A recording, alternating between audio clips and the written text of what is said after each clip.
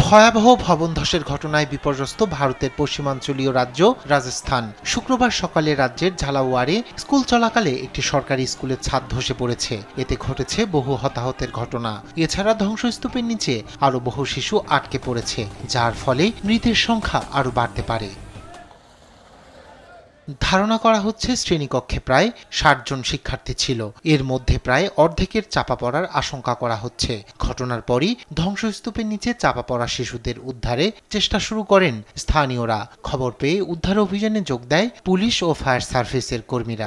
School কি ছাদ গিরনে সে আমাদের কাছে এখন পর্যন্ত যে তথ্য আছে সেই তথ্য অনুযায়ী একটি স্কুলের ছাদ ধসে পড়ার মর্মান্তিক ঘটনায় ৭ শিশু নিহত হয়েছে।